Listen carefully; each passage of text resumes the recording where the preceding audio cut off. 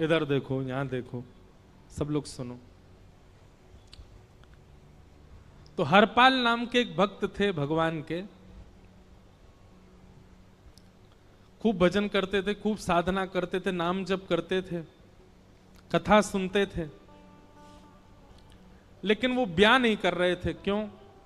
उनकी इच्छा थी कि जैसा मैं भजन करता हूं, जैसी मेरी भक्ति है, जैसा मेरा भाव ठाकुर जी के प्रति है, ऐसी कन्या मिले तो मैं ब्याह करूंगा, नहीं तो जीवन भर ऐसे ही रहूंगा।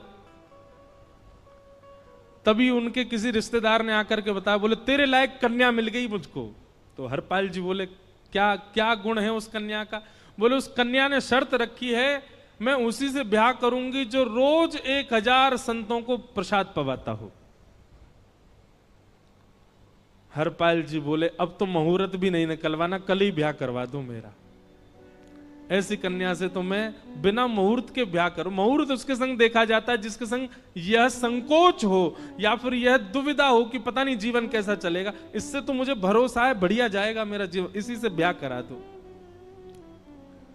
कन्या ने शर्त रखी, हरपाल जी हम आपसे ब्याह तो कर रहे हैं पर हमारी शर्त मंजूर है ना, रोज 1000 संतों को प्रसाद पवाना पड़ेगा।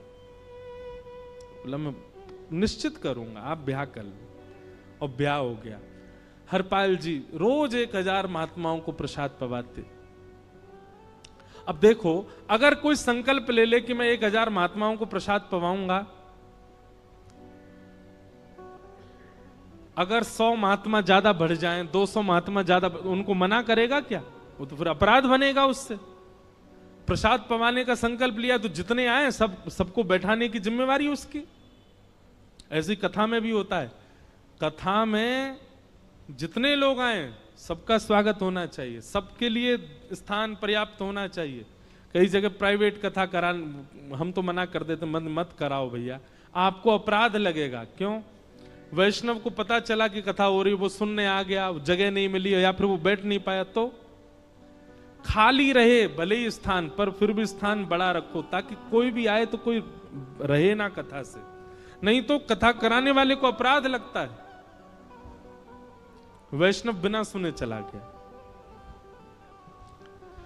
तो हरपाल जी ने नियम ले लिया, रोज 1000 महात्माओं को भोजन कराते। अब 1000 की जगह कभी कभी 1200 भी हो जाते, 1300 भी हो जाते, 1500 भी हो जाते, लेकिन हरपाल जी करते कुछ नहीं थे, कमाई का कोई जरिया नहीं था, केवल दादा परदादाओं की पुश्त से जो उनके पुश्तैनी धन था उसी को ही खर्च करते जा रहे थे। 1 साल तक बढ़िया चला, 1.5 साल बढ़िया चला, लेकिन 1.5 साल बाद धीरे धीरे धन खत्म होने लगा। जैसे ही धन खत्म होने लगा, हरपाल जी बड़ी चिंता में आ गए, क्या करें। पत्नी को नहीं बताते थे, क्यों? बोले इससे तो शर्त लगी, इसको क्यों बताऊं अपना दुख, इससे तो शर्त मेरी यही शर्त थी कि रोज 1000 संतों को भोजन कराना। तो हरपाल जी ने बाहर जाते और दुकानदारों के यहां से जाकर के कर्जा लेने लगे। वो पुराने संपन्न थे तो किसी ने कर्जा देने से मना भी नहीं किया, सब देने लगे, बोले ले जा। इतना कर्जा कर लिया, 6-7 महीने तक कर्जे में भी उनके संत सेवा बंद नहीं हुई। 6-7 महीने बाद मांगने वालों ने मांगना शुरू किया, बोले हमारा दो, हमारा दो, हमारा दो, किसी का नहीं दे पाए। तो पूरे नगर में ये हो गया कि भैया हरपाल जी अब पहले जैसी स्थिति में नहीं है, कर्जा इनको देना बंद करो, ये देते ही नहीं है पैसा लौटा करके। सब बिगड़ने लगा, धन नष्ट हो गया, इज्जत चली गई, लेकिन उनकी संत सेवा नहीं रुकी, रोज संत सेवा करते। एक दिन मन में विचार करने लगे, अब क्या करूं, अब तो मुझे कोई कर्जा भी नहीं देता, गहने भी सारे बिक गए, धन भी सारा खत्म हो गया। तो हरपाल जी ने मन बनाया कि मैं चोरी करूंगा, और चोरी करके ठाकुर जी, आप लोग मत करना ऐसा, चोरी करूंगा। हरपाल जी चोरी करने जाने लगे, लेकिन हरपाल जी का नियम था कि वो किसी के धन की चोरी नहीं करते थे। संपन्न लोगों के घर में जाते थे और उनकी रसोई घर की सामग्री चुरा लाते थे, चीनी, दाल, आटा, चावल, मूंग, नमक, मिर्च, ताकि भंडारा हो जाए सवेरे। इस प्रकार महाराज चोरी होने लगी। एक घर की हुई, दो घर, अब तो हल्ला होने लगा। बोले कि घरों की सामान राशन चोरी हो जाता है। वो बड़ा विचित्र चोर है, धन नहीं चुराता है, राशन चुरा के भागता है। ऐसी चोरी होने लगी महाराज। अब तो लोगों ने अपने अपने घरों में पहरेदारी शुरू कर दी कि चोरी ना हो। तो हरपाल जी को और दिक्कत होने लगी, क्या करें, कैसे करें। धीरे धीरे हरपाल जी इस स्थिति में आ गए कि अब संपन्न लोगों के यहां उन लोगों को ढूंढते जो ना कभी संत सेवा करते ना वैष्णव सेवा करते, और उन लोगों के यहां जाकर के थोड़ा बहुत धन चुरा लेते, स्वर्ण चुरा लेते। करना कुछ नहीं, अपना घर नहीं बनाते थे, बसाते थे, संत सेवा करते थे। ठाकुर जी रीझ गए हरपाल से। ठाकुर जी बोले, देखो ये सब चोरी कर करके और मेरे संतों को पवारा है। ठाकुर जी बोले, इस पर अनुग्रह करने जाना है। भगवान सिंहासन से उठ करके तैयार होने के लिए गए, और बढ़िया महाराज नकली सी मूछ लगा करके, ऊपर सिर पर पाग पहन करके, और थोड़ा पेट सा बाहर निकाल के, गले में खूब सारी जंजीर डाल के, हाथों की हर उंगली में अंगूठी पहन करके, सोने की जूतियां डाल करके, कौंधनी सोने की पहन करके, और एक बैंत समझते, वृद्ध लोग लेकर के चलते, बैंत, सोने का मड़ा हुआ बैंत लेकर के ठाकुर जी तैयार हो गए, एक सेठ जी बन गए। लक्ष्मी भैया ने पूछा, भगवान बड़ा सुंदर स्वरूप धारण किया, कहां जा रहे हो? बोले, अपने एक भक्त से मिलने जा रहे हैं। रुक्मणी जी बोली, मैं भी चलूंगी। भगवान बोले, तुम मत चलो, तुम उसको पहचान नहीं पाओगे, तुमसे अपराध बनी जाएगा। बोले, नहीं नहीं, भक्त दर्शन करने मैं तो जाऊंगी। भगवान बोले, जल्दी तैयार हो जाओ। सब लोग इधर देखो, वहां से कोई सामग्री आ रही है, कथा यहां हो रही है, इधर देखो, और फिर हम आंख बंद कर लेंगे, चाहे आप कहीं देखो। आंख खुली है तो हमको ही देखो। रुक्मणी जी एक सेठानी बन गई, ठाकुर जी सेठ जी बन गए,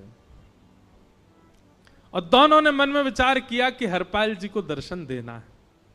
और यहां हरपाल जी की स्थिति क्या थी? अब संत सेवा के लिए कहीं से भी धन नहीं मिल रहा था। तो हरपाल जी एक मार्ग पर जाकर के बैठ गए और सोचने लगे, कोई धनवान यहां से निकलेगा तो उसको लूट लूंगा, और लूट के भाग जाऊंगा, सारा धन संत सेवा में लगा दूंगा। तभी उस मार्ग पर कोई और तो आया नहीं, ठाकुर जी सेठ बन करके आ गए। और महाराज खूब सारे गहने पहन करके, पाग बढ़िया सोने की जड़ाऊ पाग पहन करके, ऐसे वस्त्र पहन करके, और छम छम करते चलते आ रहे हैं। उन गहने ही बज रहे हैं ठाकुर जी के।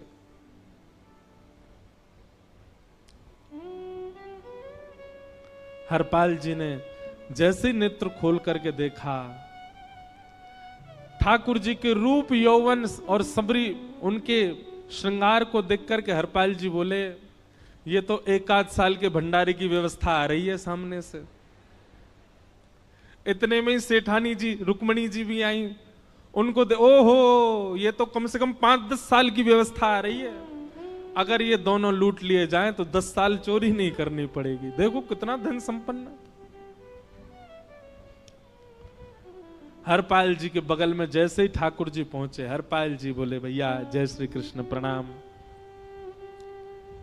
ठाकुर जी तो नाराज हो गए, क्या भगवान का नाम बोलता है सुबह सुबह? तुम सब लोग बड़े पाखंडी हो, ढोंगी हो। और हमने सुना इस गांव में एक रहता है, वो चोरी डकैती करता है, और फिर कहते हैं संत सेवा करता है। ऐसी काय बात की चोरी भैया? करता तो चोरी है, भली उससे भली संत सेवा करता हो। नाम उसका हरपाल है, हम सब जानते हैं।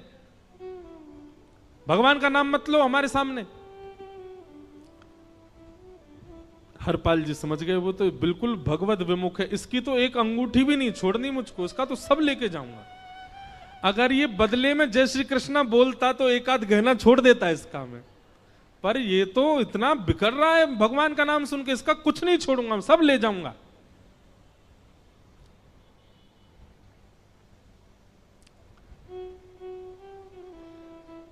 हरपाल जी बोले, हाँ भैया, एक रहता तो है डकैत इस गांव में, और उसका कोई पता नहीं है, वो कभी भी आ जाता है। लेकिन एक मार्ग जंगल में होकर के है, उसमें गांव में नहीं जाना पड़ता। जंगल से गुप्त चुप निकल करके पूरे गांव पार हो जाएंगे, आप शहर पहुंच जाओगे। उसका रास्ता मुझे ही पता है। सेठ जी बोले तो तुम हमको पार करवा दो। हरपाल जी बोले मैं पार तो करवा दूंगा, लेकिन भगवान मेरे घर कुछ मेहमान आए हैं, उनके भोजन आदि की व्यवस्था के लिए मैं तो बाजार आया था, मेरे पे धन नहीं है। आप यदि मुझको कुछ दे देंगे तो मैं घर पर व्यवस्था करके आऊंगा, तुरंत आपको लेकर के गांव पार करवा दूंगा। ठाकुर जी ने उसको कुछ सोने की मोहर दे दी, बोले लो तुम अपने घर की व्यवस्था कर आओ। हरपाल जी ने सामग्री खरीदी, घर पर पहले व्यवस्था करके आए। बोले आज की व्यवस्था हो जाए, क्योंकि आज तो 10 साल का सब चोरी करना समय लगेगा। पत्नी से कहा भोजन प्रसादी बनाओ, संतों को पवाओ। संत पूछेंगे मैं कहां है, तो कहना कि आप लोगों की 10 साल की व्यवस्था करने गए आज। हरपाल जी लौट करके आए और सेठ जी से कहा आइए आइए चल दीजिए मेरे साथ और हमारे संगी चलना बिल्कुल।